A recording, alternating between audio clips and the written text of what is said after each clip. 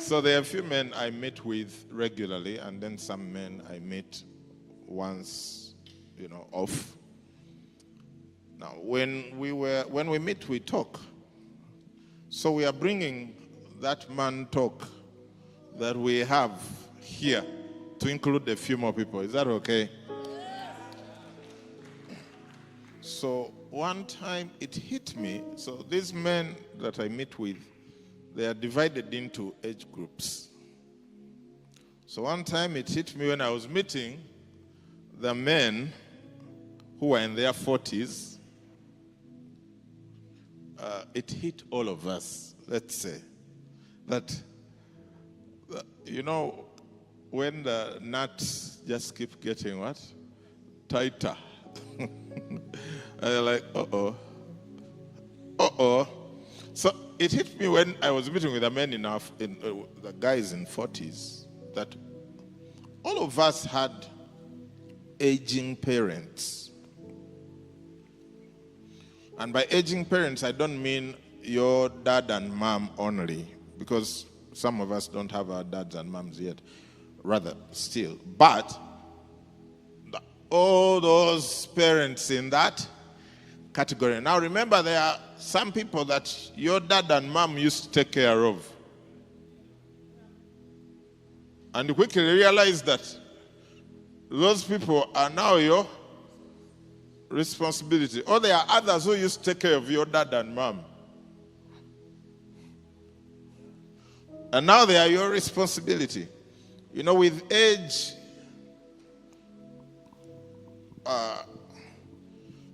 this is man talk, okay? So don't go out there and say that I lost my faith. I didn't. But my experience is that with age, life seems to become more expensive. Yeah. When you wanted to go somewhere and you didn't have money, you walked. When you are in your teen years. When you are 60-something, you don't do that. In fact, even jumping on a border might seem inappropriate. And you can't arrive when you are all brown. And they're like, Grandpa, do you use...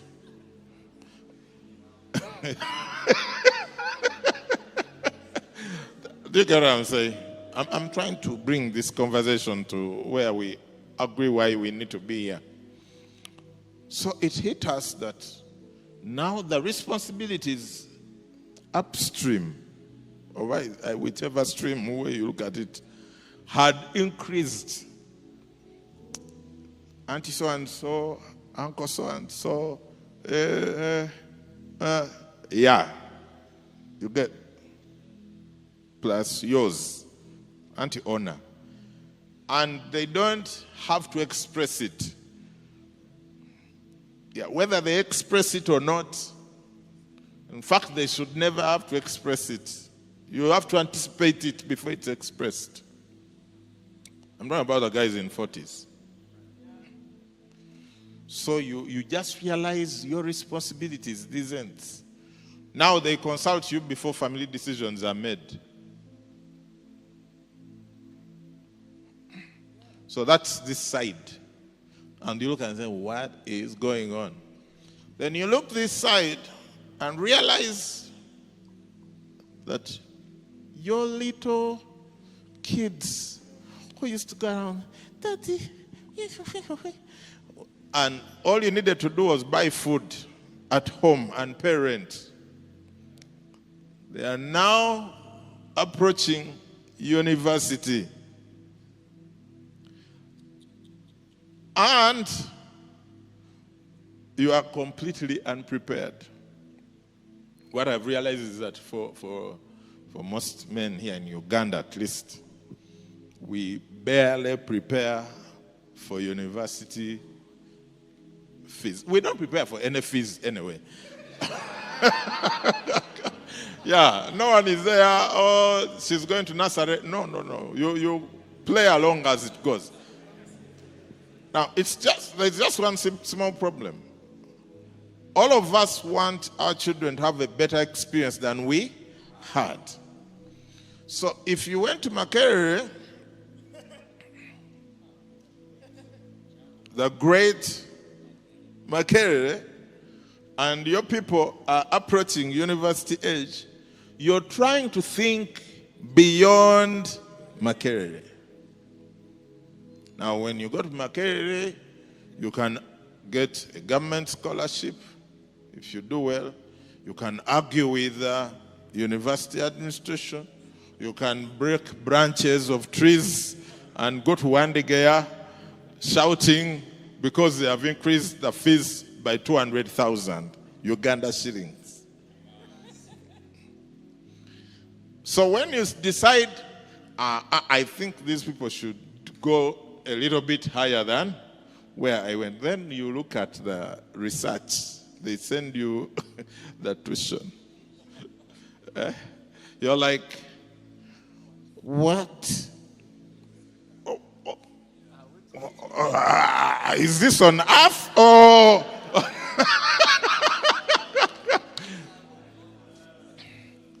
I was talking to a friend whose daughter is going to university. But he's from here, not in Uganda, one of the countries around. But he has dual citizenship, so he's a citizen in another country. And he said that the fee came to about $70,000 per year. The one where she wanted to go. I don't know whether you're computing into Uganda shillings. And he said, what is saving him is there is a partial scholarship for the fact that she's going to a university in her state. And then another one because she's going to a university in her city. So because of dual citizenship, the young lady is a citizen of that country. And so there's almost half is shoved off because it's within the state bears that cost. And another portion because it is within the city. So instead of 70, you may end up having to fork out about 20,000 a year. Which is like 20,000. Now, this is not a good time to ask anyone to put up their hands if they have anyone approaching university and what they've done about it. And so usually, the solution is sell something. Sell something. Now, to sell something, you need to have bought it.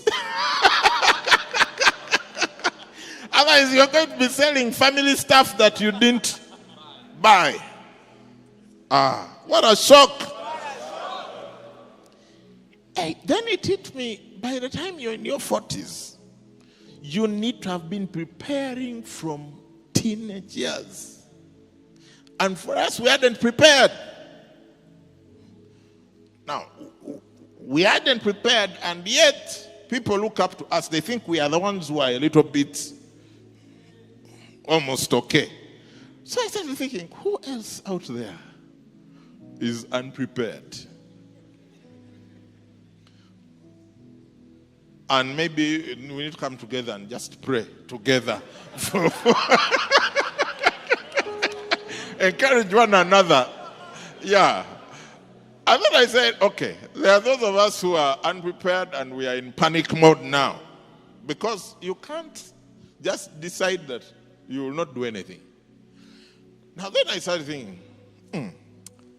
how about those who in their 30s who at least they should give themselves more years to panic into the right position.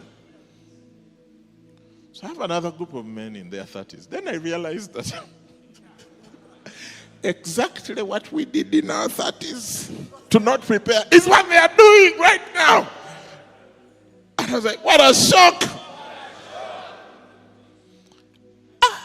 So I said, this thing is just repeating itself.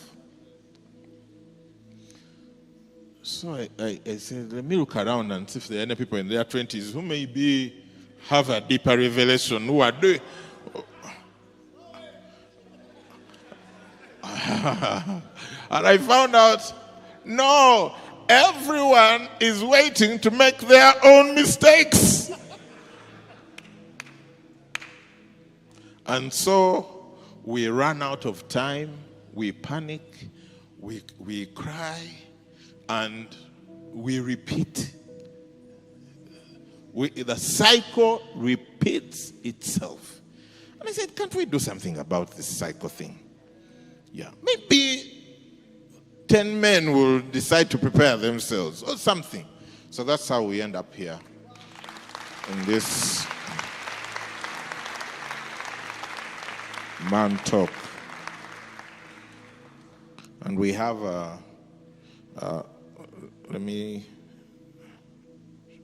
someone has sent me something helpful.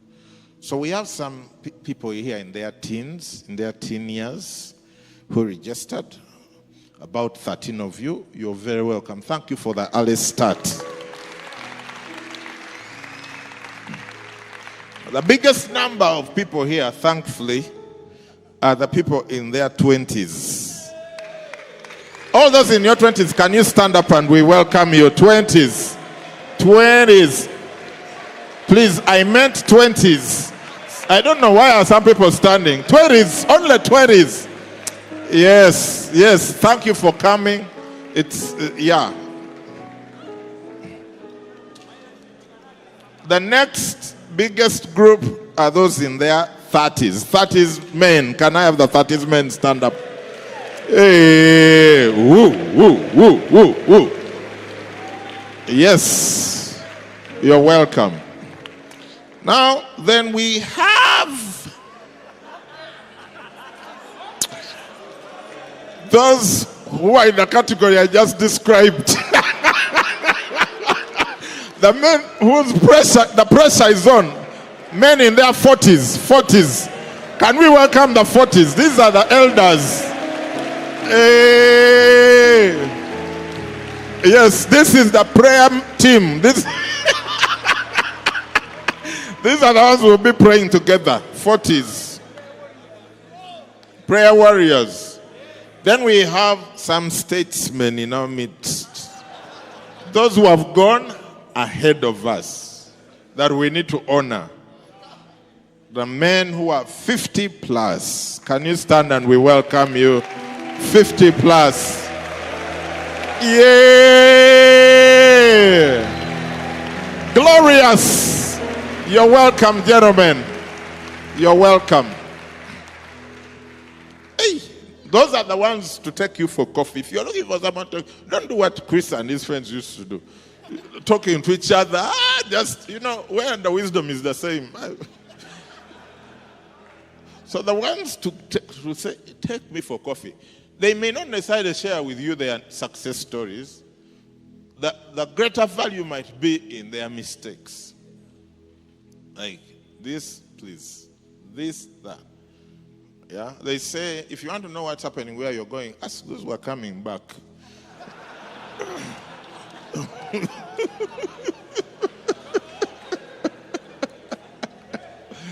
Yeah. So, if you hear of another man talk, will you come? Will you bring other men? Yeah, because I tell you, we are men, we just want to find out for ourselves that it doesn't work.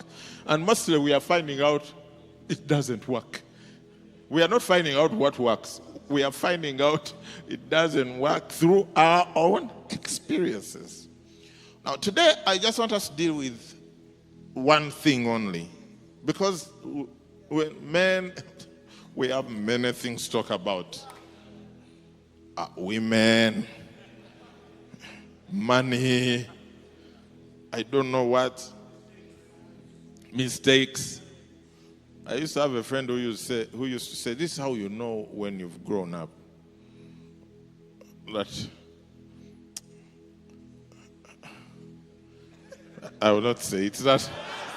No. I don't even remember the full thing. Yeah. You know, they say when you start going to prison,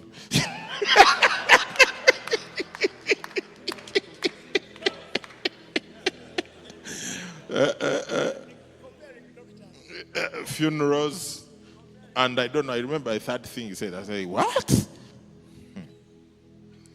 So you may find that some people, you've never been arrested. So you don't have that experience. Now talk to those who have. Yeah, they are coming back. Don't think you have to be a bad person to be arrested. No. You can be arrested because you're a good person.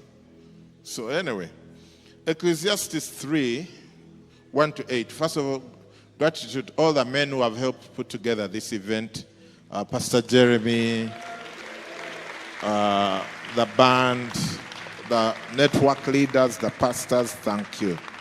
We also have some our friends here who are pastors of other churches. Thank you for coming and bringing some of the men.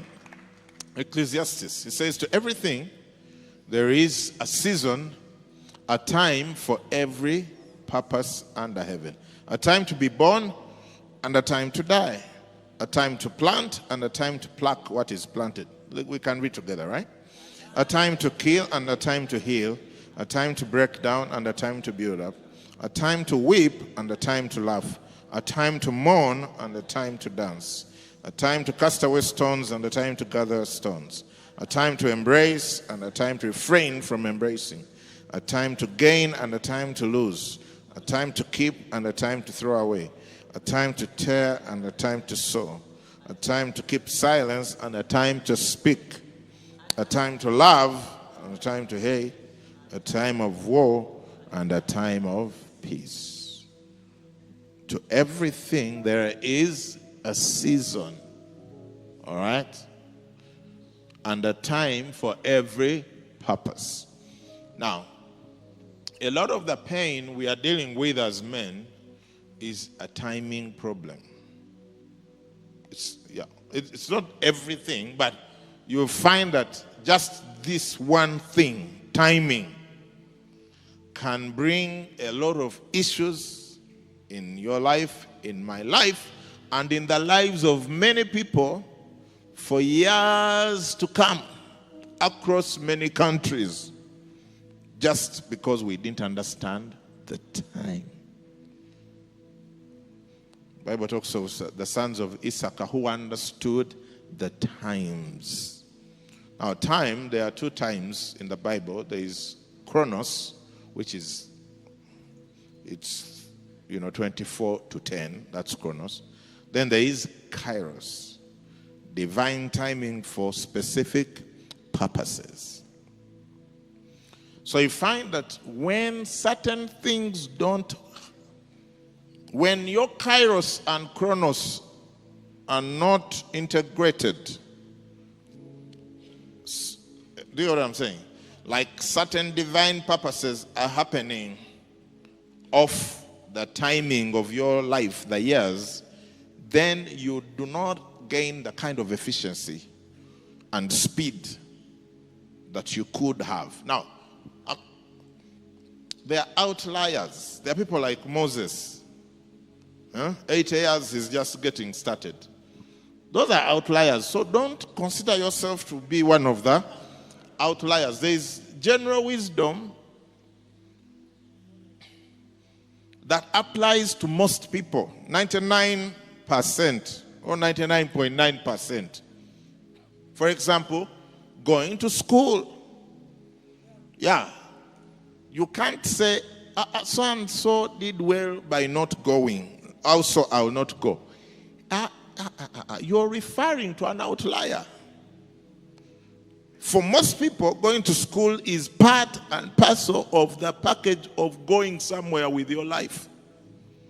So you can't be going with outliers, And men, sometimes we like to live in a different world from the reality that faces us. That's why you find people who talk stuff. But when you look at their lives, you're like, man, your talk and your reality, I can't understand who you are.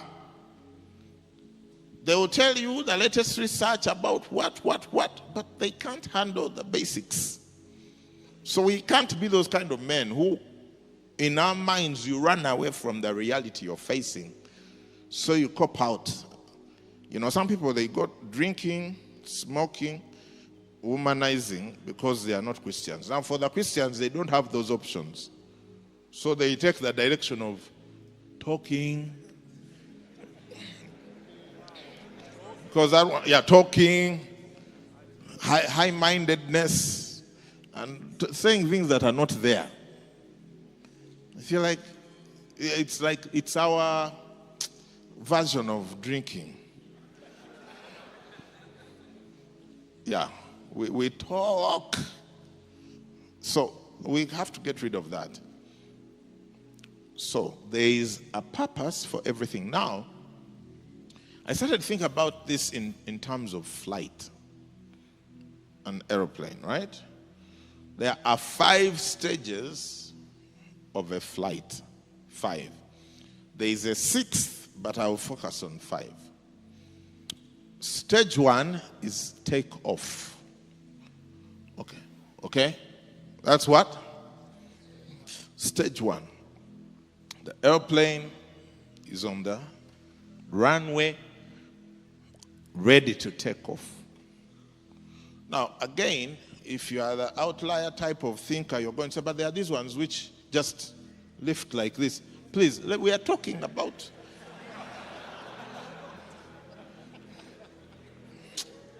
You see, yeah? Yeah.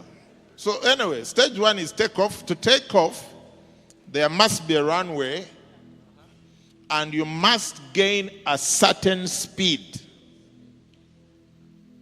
Now, most people are too slow for takeoff. So they mostly live their lives on the ground, even though they were made to fly.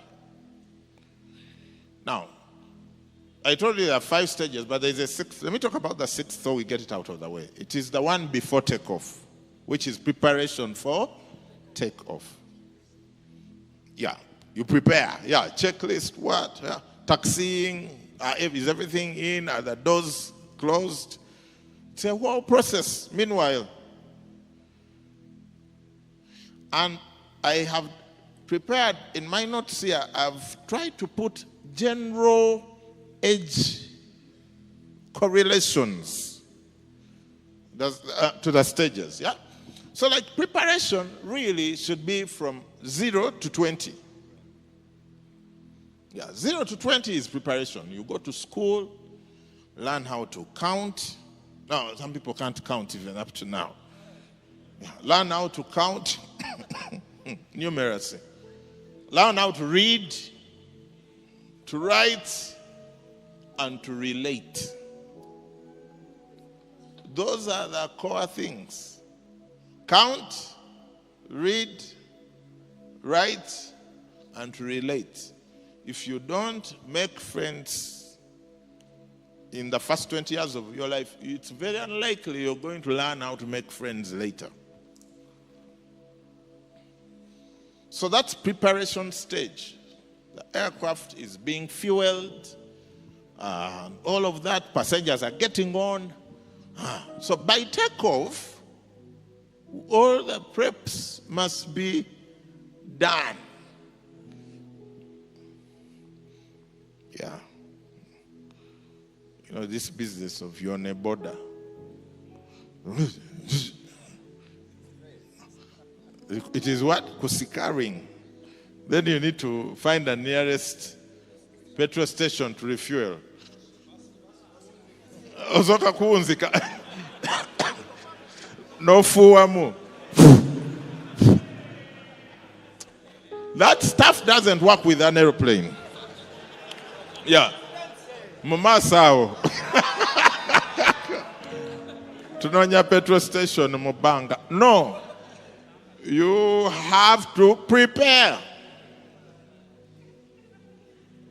And one of these days I'm going to preach a sermon on the power of sacrifice. When we were going to school, I started going to school in the village school. The other people who were brighter than us, in quotes, were going to cut sugar canes because they were making money. You see, there's a time for everything. There's a time not to make money. There's a time not to make money. You're in school studying. For them, they were making money cutting sugar canes. And they made the rest of us who didn't have money look broke. Because they had the cash, daily cash. You cut, there is no salary. You cut, you're paid that day. Yeah. So when you go to the trading center, you are the broke ones. Now when I go to the village, the thing flipped. Those who were busy preparing by going to school and studying are miles ahead of those who were making money when they should have been studying. Now, that also is wisdom. What are you doing at what stage? So I think that the early years 0 to 20 are for preparation. And as fathers, we should insist that our children understand that. Okay, plus all the other children, because your children are going to end up marrying the other children. So, don't do only for yours. You get ecosystems. If you are the only one doing okay, you are in serious problems. Because your kids are not going to marry each other. They are going to go marry the other people who are not helped. So you have to help everyone. Yeah, it just makes sense. So then, takeoff, I believe, is 20 to 30. I'll show you some scriptures later. But anyone who moves slowly in their 20s is not going anywhere. Your 20s is high speed. You have to gain momentum. You have to gain a certain speed to be ready to go. 20s is the time to marry.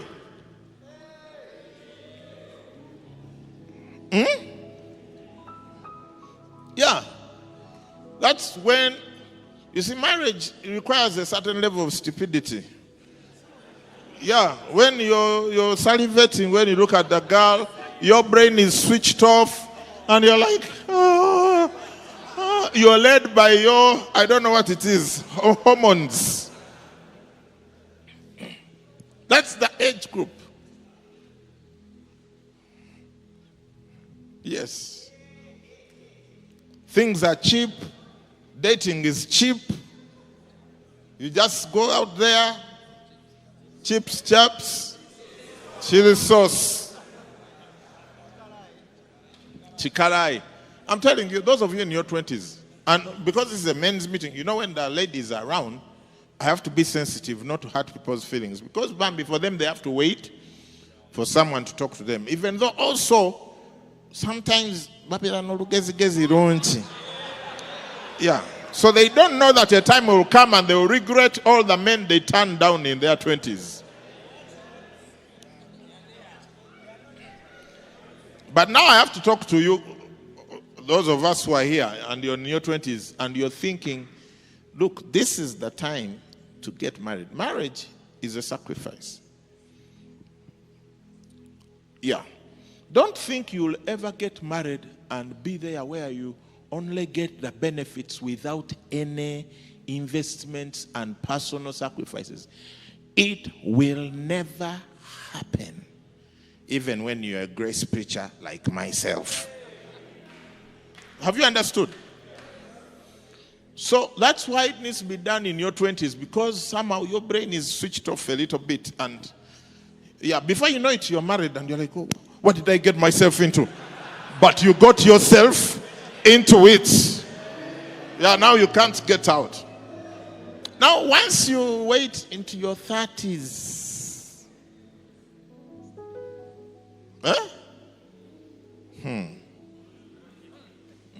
you now are calculating. When you think about marrying, you're thinking about all the things that you shouldn't be thinking about. It's no longer a romantic issue. It's business, logic, strategy. It's as if you're playing chess. Some people, that's how it's like a chess game. Wow.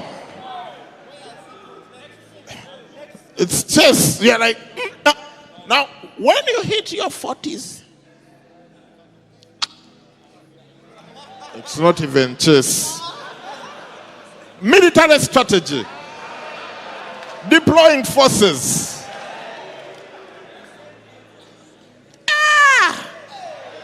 You can't even talk to the person yourself. You have to send an uncle. Other people go. The parents here go to Banango, Mwana, thing. We are running out of time, but we've seen you have a good girl. It's not even.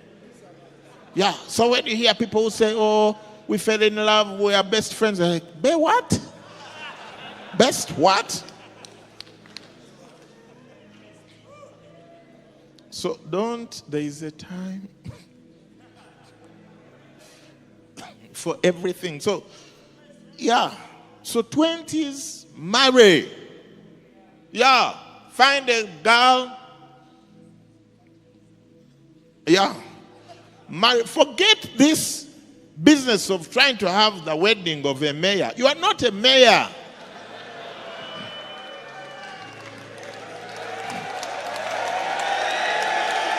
You are not a mayor.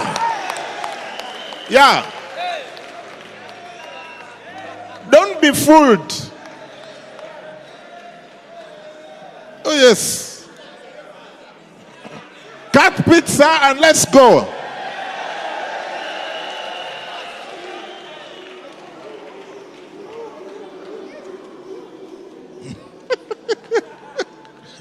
This is serious.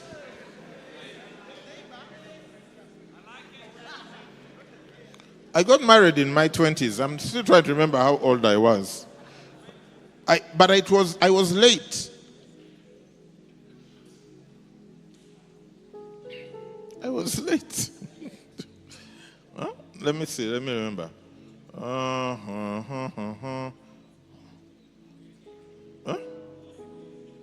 No. I couldn't have got to 28. That would be too late now. I think I was 27. I was 27. I was 27. She was 24. We took off. Enough energy. Enough energy. Higher focus plus intensity equals momentum. So I got married when I was 27. I was broke. I didn't have money. I was working as an architect, and where I was working, they agreed to give me a basic salary. And then I was supposed to make money off the projects I would design and supervise on commissions. So my basic was 150K. Now, because I was too much into preaching, going on missions, I wasn't making. The commissions were barely there. Then got this girl from her parents' home, educated people, professors, to cut my house. Wow. Then one time we didn't pay rent for 4 months. 4 months. No rent paid. No money. Oh, yes. There is a time for everything. We couldn't pay. But we were married. Now we collect rent. Yeah, there's a time for everything. So now some of you want to first collect rent before you marry. First sit down and I'll tell you a little bit more. You know, I'm not a doctor, but the doctors say,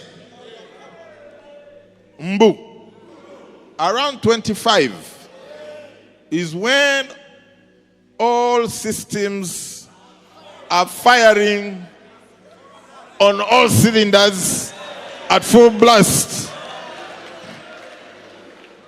Yeah. I'm told that 25 is when sperm count is at its highest. Engine is V8. Erinane nitro. Yeah. Take off.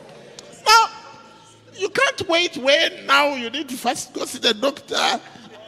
Say, I'm getting married, but I'm not so sure whether.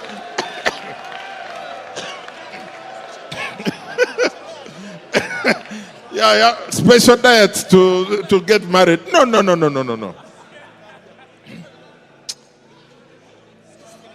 Why are people looking at me like that? Am I saying things that are not there? I told you I'm not a doctor. But I'm telling you what the doctors have told us. Yeah, that's why your most of your temptations in your later teens and 20s are sexual temptations. Yeah. That should give you an idea. Don't think 80-year-olds are there wondering. No. Yeah, I was listening to a podcast by an 80-something-year-old pastor, and he said that when he was in his 20s, most of his temptations were sexual temptations. It's now that he's in his 80s, that's not something he has to worry about. His temptations are different. They are fear. Yeah, the fear of the future, the fear of death. Those are his temptations now. Now when you're in your 20s, those are not your temptations. Yeah. Am I making sense? Now, if you are annoyed with the wrong person. Me, I'm just telling you, yeah. This is man talk. So in your 20s, you should marry. Find a girl and marry. Can I tell you something else? It doesn't matter. Because some of you are like, if I get someone who is not the right person. Look, it doesn't matter who you marry. You will always have temptations about other women that you didn't marry. Yeah, I know some of you are now saying, now he's not spiritual. You're joking. Oh yeah, I'm just warning you so that when it comes, you don't think you are the devil. You should know how to respond to that challenge. Apart from you, I've never talked to a man who is married and they are open enough, who has never confessed to having liked another girl who is not his wife. I'm speaking. Yeah. Oh yes. So those of you are waiting because you're thinking, look, even after you've waited for all those years, then you find one where you say, okay, this one is the one. One day you'll be there minding your business, then someone will walk like this and you'll be like,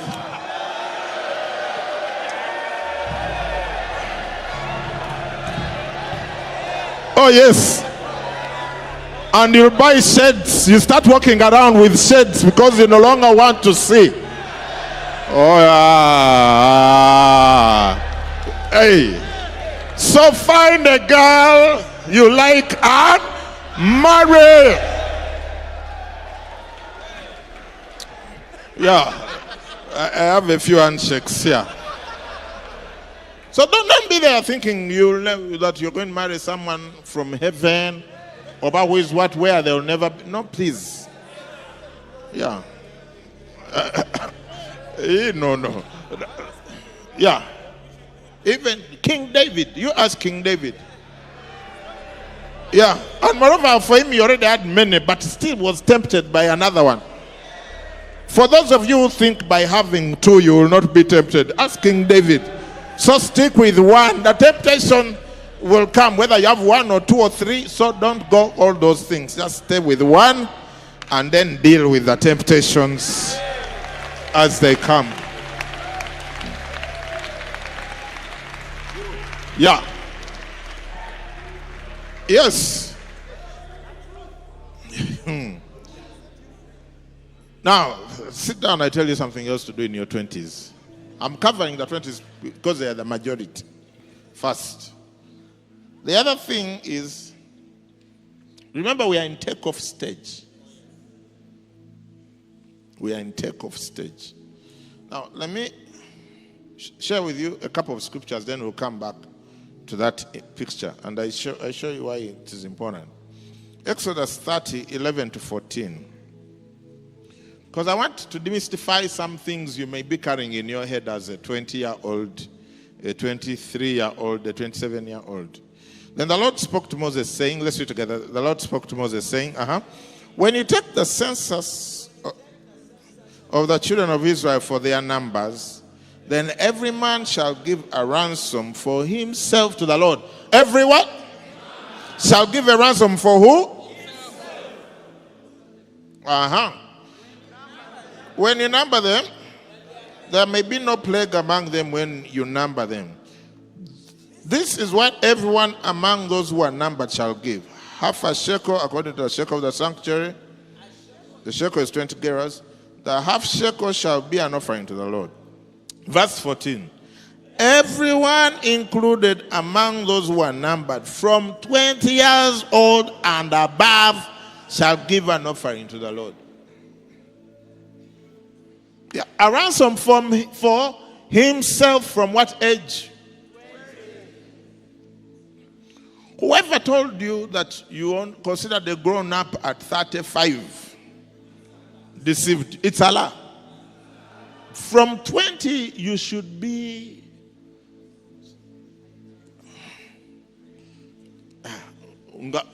wait on God. You are a man. You are ready to set up your household. You give a ransom for yourself. You give an offering. You don't get your parents to give an offering for you.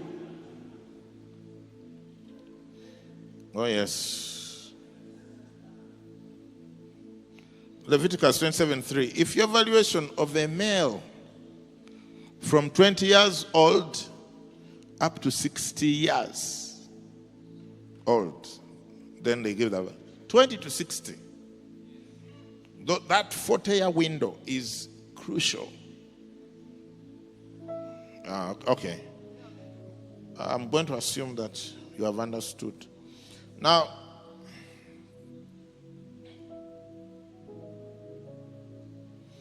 Numbers 1 to 3.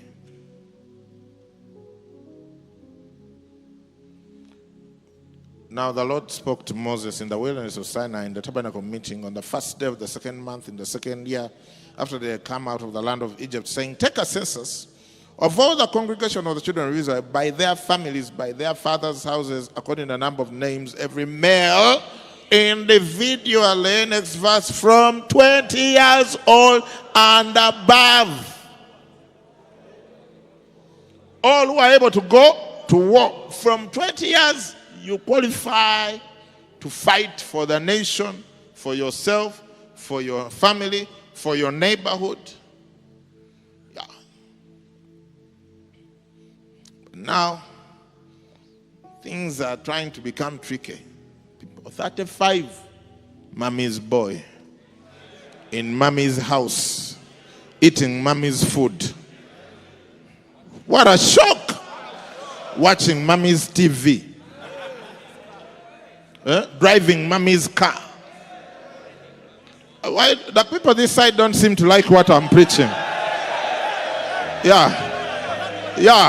Especially the people around there, they don't seem to like what I'm preaching.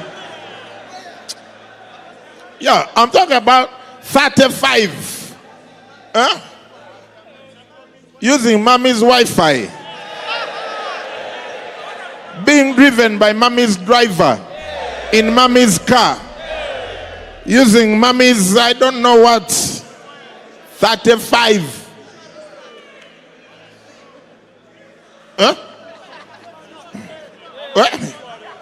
What?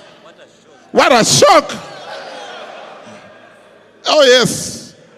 Now, in other words, you are still, your plane hasn't yet taken off. When are we flying?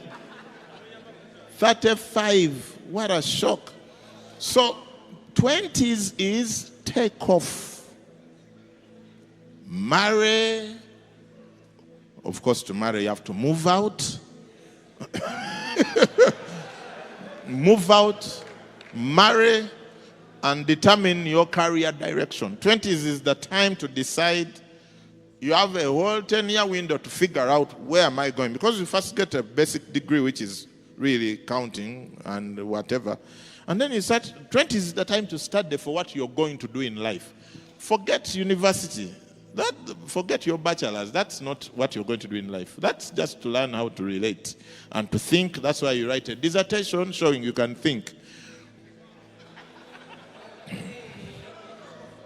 So after you have your diploma or degree, then you start studying for what you're going to do in life. I'm just trying to show you because a lot of people have made mistakes.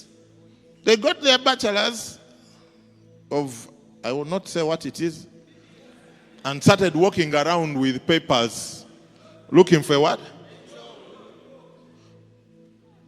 And then the job didn't come. That should have told you your value is not yet good enough for the market.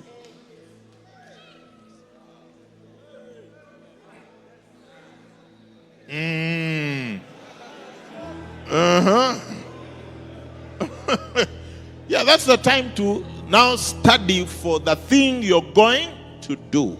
If you're a doctor, that's the time to specialize. If you're going to be a gynecologist, are you going to be, what are the others? Pediatrician, surgeon, ophthalmologist, that's the time. If you're into money things, that's when you now do your professional courses. SCCA, PGA, KKK, whatever. SFFG.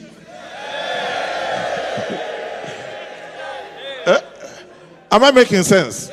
That's the 20s. That's when you go hard to do your, if you masters, do it, get it out of the way, whatever it is. You are in takeoff mode.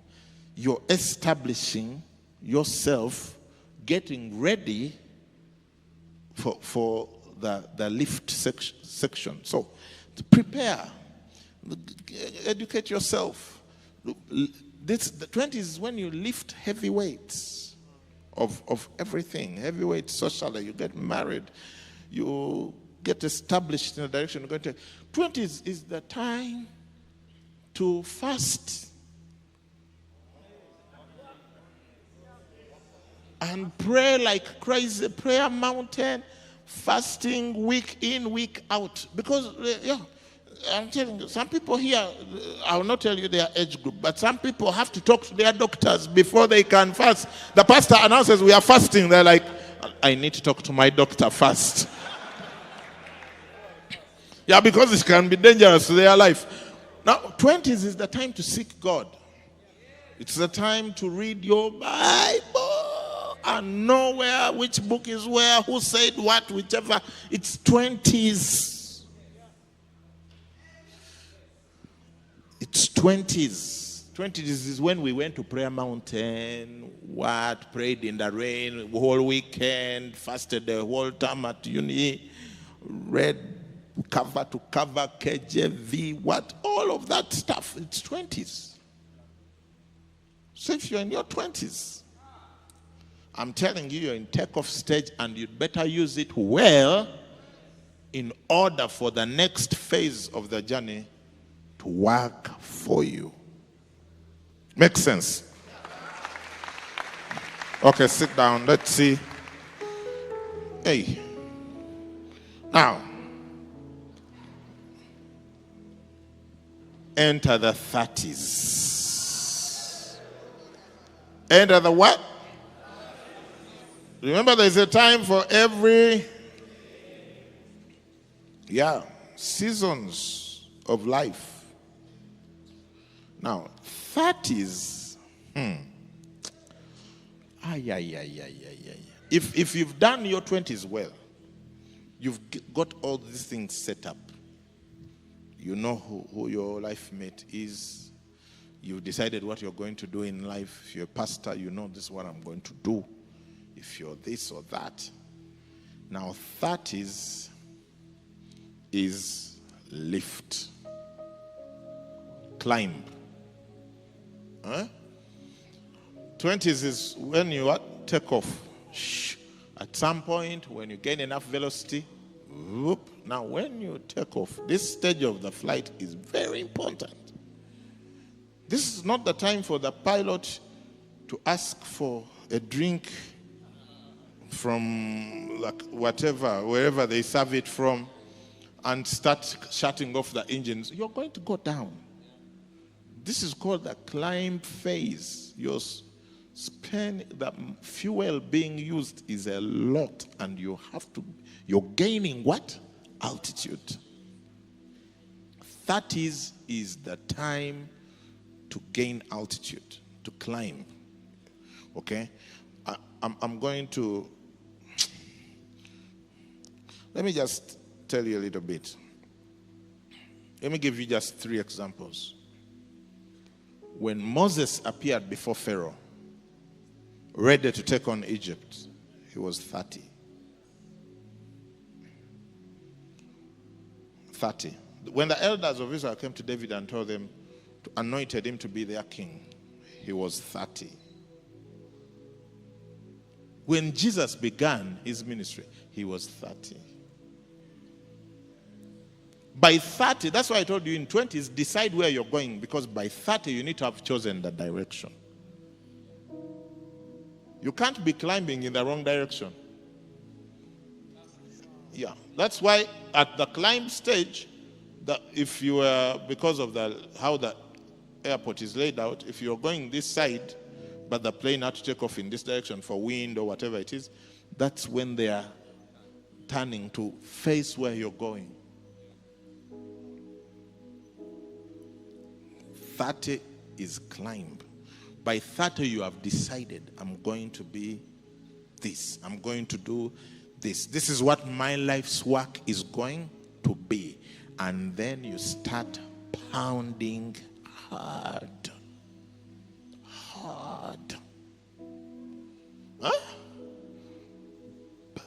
Momentum.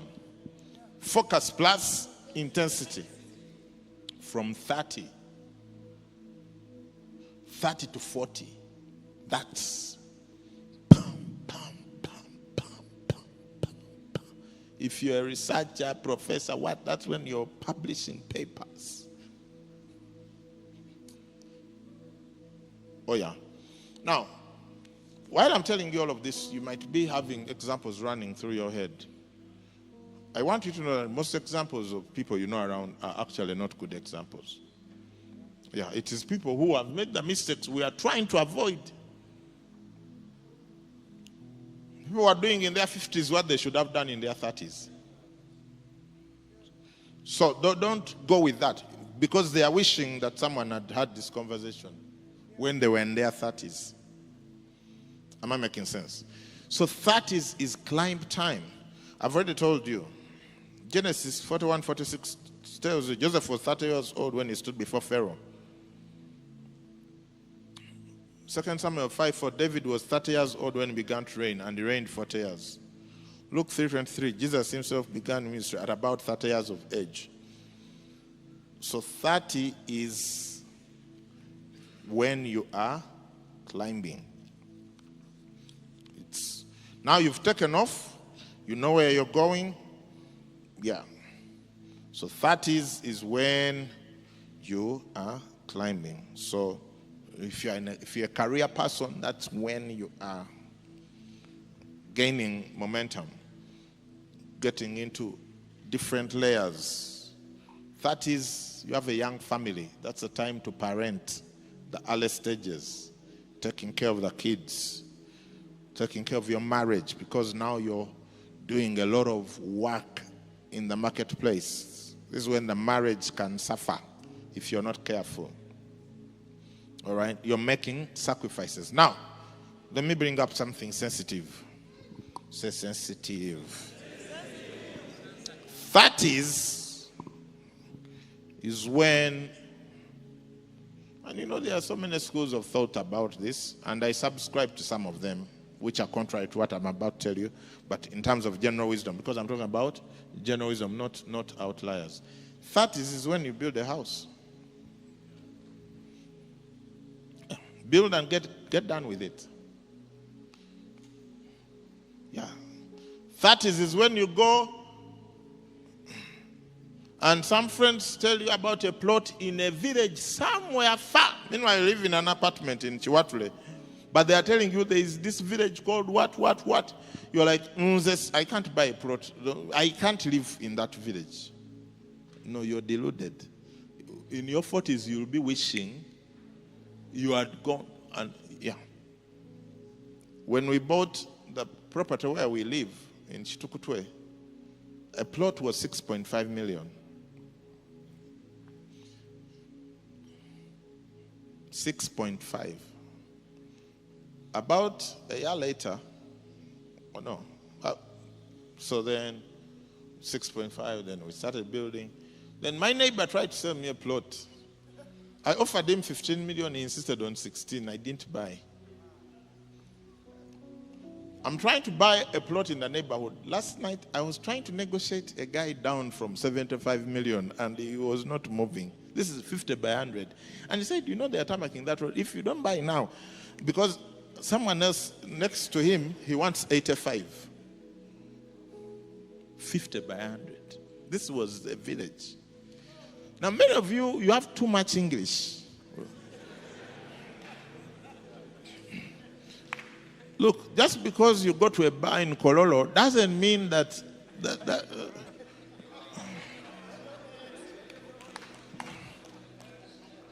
you know, part of growing up is to understand what you can handle.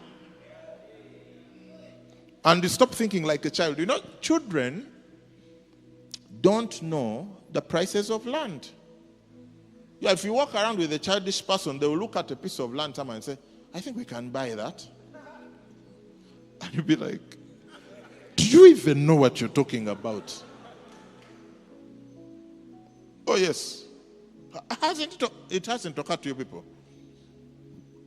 You walk around with a childish person, they think they are practicing faith, but they are just being a child. They don't know that this thing called land gains value quickly in our economy because we are a growing nation with the majority of us below 20. It gains value quickly.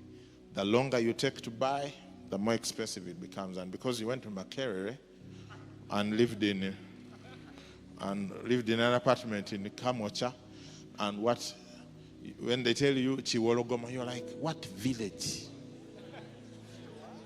What? Chengera chekoze chitia? Yeah. People now are building towards Kalaji. If you take the road from Gayaza to Kalaji, there's whole estates that side. Zero way. Whole developments that side. Masaka Road, Maya, Wat, Mpiji. Jinja Road, now Mukono people are now going towards Namaojolo. They are going to be eating chicken like the whole time. I'm telling you. But you're here, telling you buy land, you want to buy in Nalia. In Nalia, a tiny plot is going to cut you back 300 million. Yeah, if you find it. There is also that problem of finding it. In Chitukura, where I live now, an acre, if you find it, is not going to go less than 600, 700 million. What do you think? What happened? That's what we used to pay for an acre around Nalia. Now, please, they even look at this. Relax. So when you hear that there is an estate in some village which is very unappealing to you, and you're in your late 20s, early 30s, go buy the plot at Takaterivunda.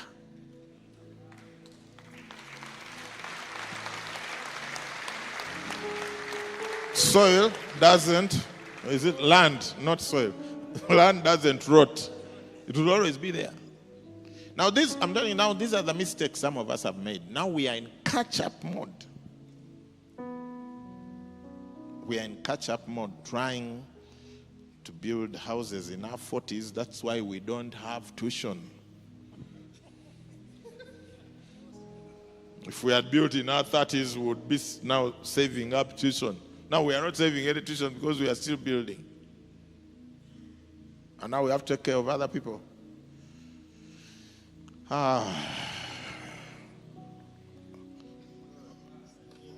If you come back one day, we'll talk about money and what you can do about these stages. And I'm sure there are recovery mechanisms.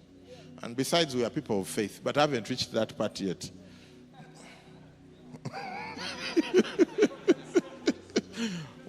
I'm still trying to show you what should have happened by what stage. So 30s is climb. You're pounding hard. You arrive early at work. You leave late. Young family, trying to manage your weekends, the kids, this, that. You're making sacrifices. Many people in their 30s, instead of making sacrifices, they are drinking, they are hanging out, they are whatevering. That's a big mistake. You know, because when you hit your 30s and you're on a climb, wherever you work, they are going to start paying you a little bit more.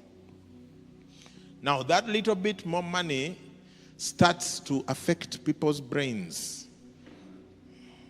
Instead of investing and making sacrifices, they start harvesting. They think it's time for the harvest. It's time to cash in on life. No, please. No. You're still climbing. And if you do your 30s well, do you know what happens when you hit 40s? 40s. Cruise. Now, cruise is deceptive. Now, the reason some of us in our 40s are working as if we are in our 30s is because we didn't do what we needed to do in our 30s. Am I telling you the truth? Yeah. The things we should have done in our 30s, starting to make investments, building a house, settling down the family, we are doing in our 40s. So we are 10 years behind schedule. So that's why we work so hard in our 40s as if we are in our 30s. But in your 40s, actually it's not 40s, 40s and 50s, I've called it cruise. Cruise is you are having maximum results and efficiency with systemic inputs. So at that stage, the airplane is actually not using as much fuel as it was using in climb. They're using very little fuel, but speed. Everything is maximized. That's when the passengers are most comfortable. That's when they tell them you can now remove your seatbelts, you can go to the bathroom. That's when they start serving something to eat. and to drink. That's your 40s, 50s. But it only works if you were climbing in your 30s. Now, people who, you hit your 40s, then you saw the ground coming. You tried to cruise before you climbed. Don't put up your hands, but I know what I'm talking about. So now they are...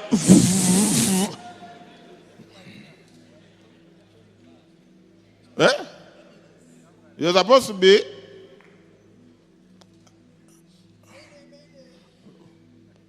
handling teenagers, but now you are in the one but yeah. No, your profession, sir. You're visiting you're going to the, you are escorting the antenatal. 45. Is this not a good message? You don't want to hear this.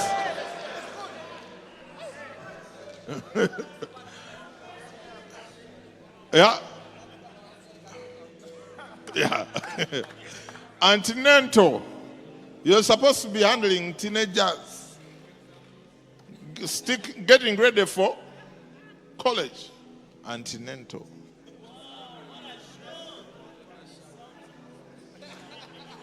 I'm telling you, for those of us in our 40s, please receive this message so that we encourage the younger ones. Don't think I'm talking about you only. I'm talking about me also. But we have to do it for the others so that, where are we? We are supposed to be cruising.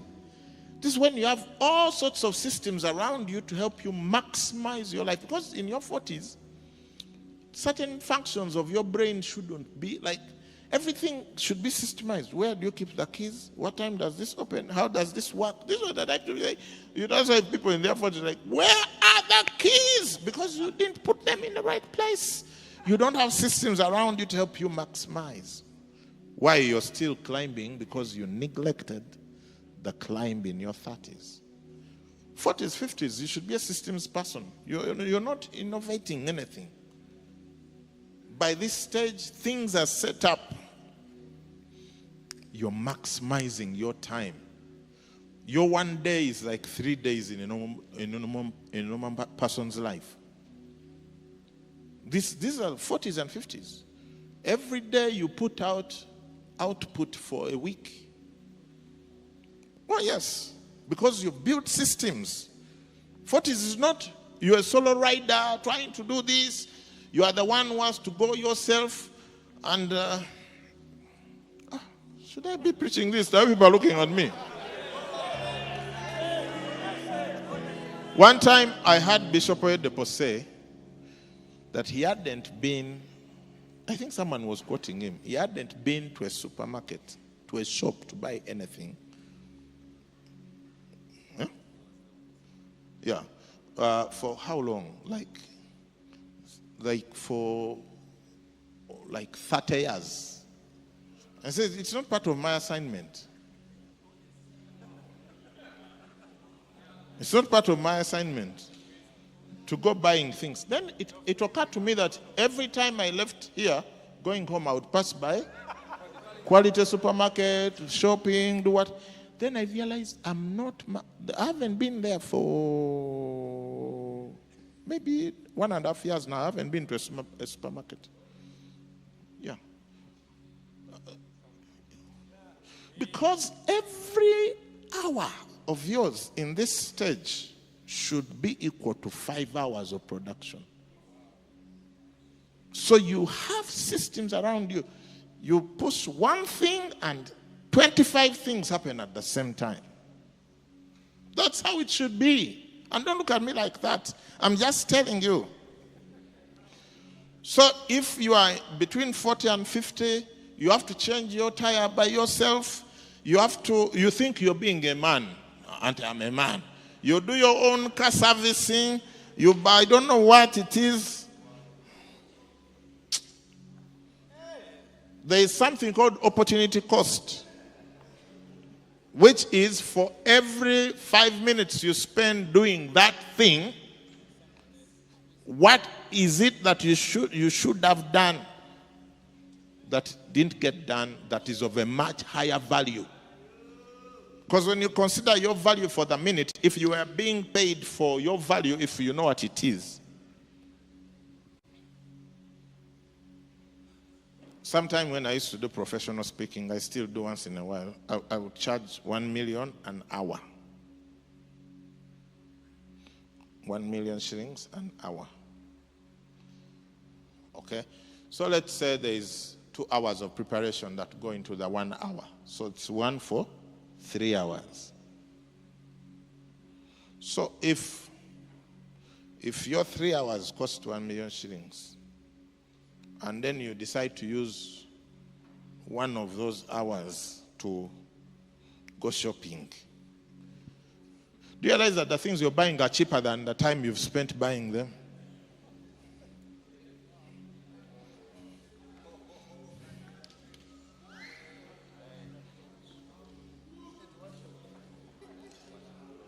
And there are so many people who would be happy to do that for you if you compensated their time. And it would be cheaper than your time.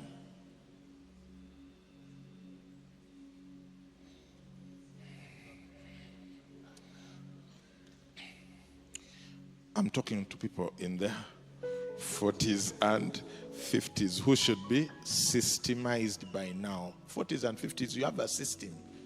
Your whole home is a system. Who does what? Look, even in our home, even my wife doesn't get involved in any all of that because she entered her 40s. So there is a system. There are people who manage the home. We give them money, they know what to buy, where to buy it, how to cook it, and how to serve it, etc. We don't have time to waste. And some of you get your wife and you decide that they are going to be the system.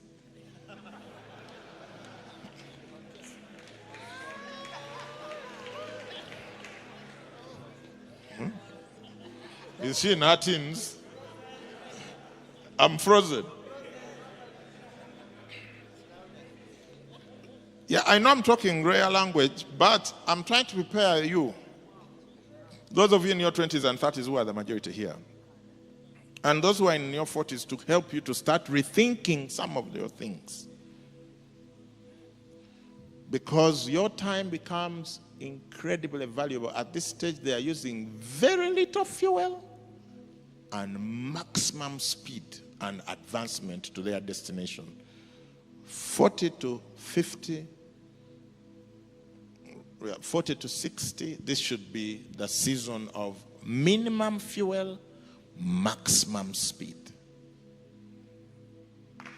Minimum fuel, maximum speed.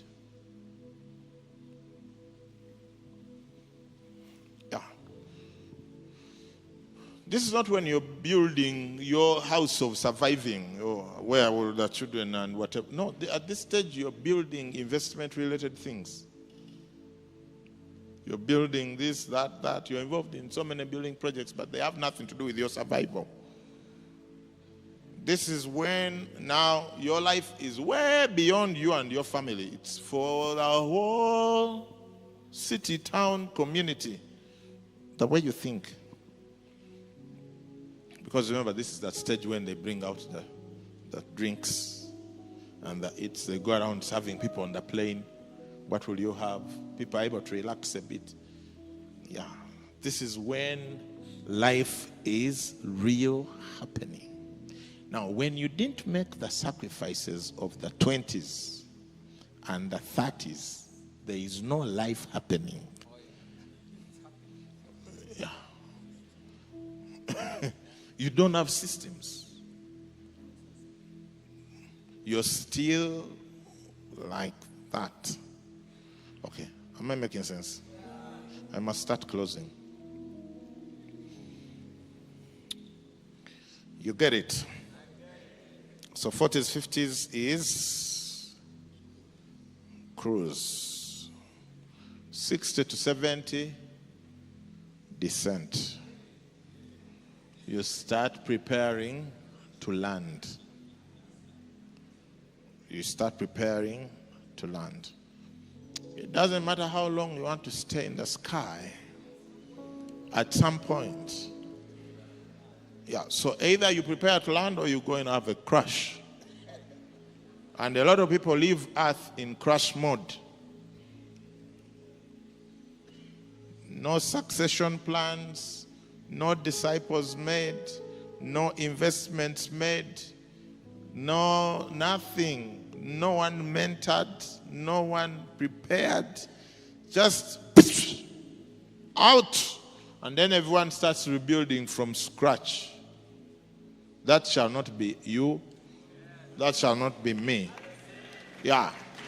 Prepare for descent, handing over, mentoring. You become a statesman. What you do, who you are, is of much higher value than what you do at that stage. At that stage, your value is just being. When you show up, you don't even have to say anything. The fact that you showed up, that's enough.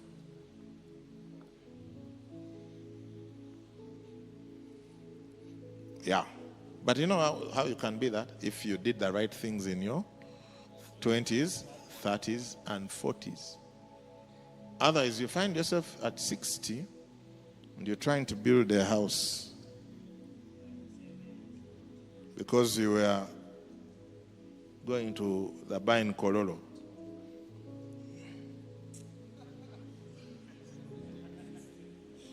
And you thought that those who were buying land in Nakasajja were stupid. And I don't know wherever. All the villages that don't make sense to you at all.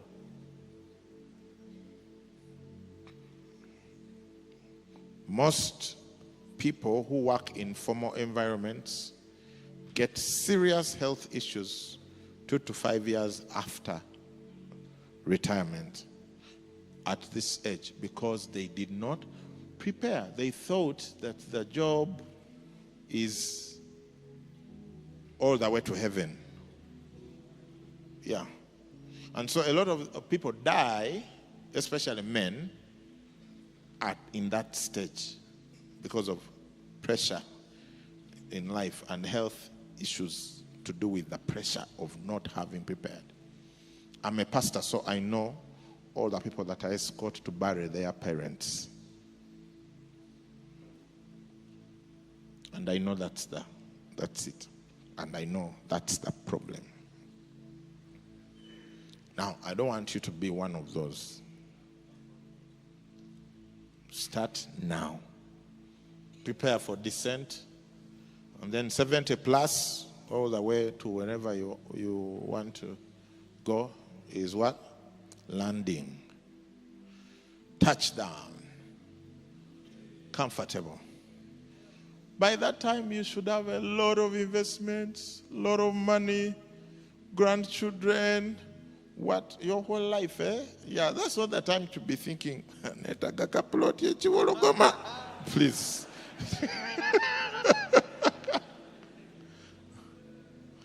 That's the time to just, you're closing down. You're like, you get the idea. Now, let me finish with this thought. All those, by the way, I had scriptures here, but I ran out of time. I want to finish with the thought of the 40-year arc of flight. 40-year arc of flight, as revealed in the scriptures. David reigned 40 years. He became king at 30, and he reigned for 40 years. We consider him a great man. Is there anyone who doesn't consider David a great man? His son Solomon reigned 40 years. Solomon reigned 40 years. It is disputed as to when he began, but most people put his beginning at 15. Solomon began at 15 to reign as king of Israel. Most scholars put him at 15. Some put him at 12. But most put him at 15. 15, the greatest king of Israel. 15 years he started, and he reigned 40 years. The man who achieved great things. He had an early start, you could say. And he made good use of it. But the point I want to make is the 40 years. Now, some of these other people, I had scriptures here which want to encourage you at all, like Isaac and Esau, they married at 40. No wonder they had the problems they did.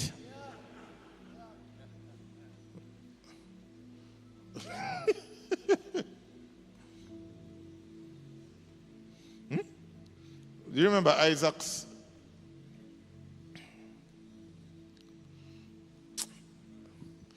Look, the guy was so docile, they had to send for a wife for him.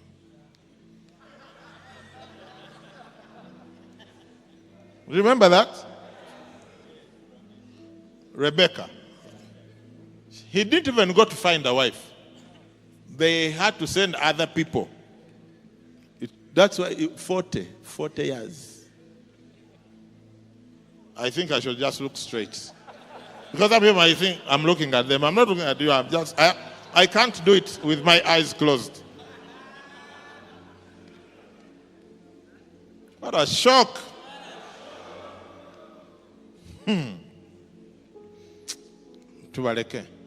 Now, Eli was a priest for 40 years. Samuel judged Israel 40 years. Moses led for 40 years. Oh, by the way, I forgot to tell you that Paul the Apostle, started at 30 also. Yeah. So there seems to be something beautiful about 40 years. Rick Warren, one of the most influential pastors of our generation, started the church, Saddleback, and his plan was to lead it for 40 years and hand over, and he recently handed over. He started in 1982, either 82 or 81, and they recently handed over to a new pastor. So, do you have a 40-year arc where you maximize the 40 years so that when you start descent, you have a proper handing over process? And the handing over process, if you do a good one, might take you about 10 years. It's not those things of, I'm tired, I'm burnt out. Guys, take care. No. 10 years transition. Little bit by little bit until your hands are off the controls of whatever it is. Now I'm talking to people who consider themselves great and you think you're going to do something great. Have a 40-year arc that you're working with. If you started the thing at 20, have a 40-year arc. By 60, you should have completely handed over. So that's why I'm telling you that 30 to 60 is critical. Because 30 to 60 is your firing on all cylinders, with that cruise being 40 to 60. And then 60 to 70, relative to what we shared. You may be a Solomon and you started early. You may be a Jacob, or rather an Isaac, Lord have mercy.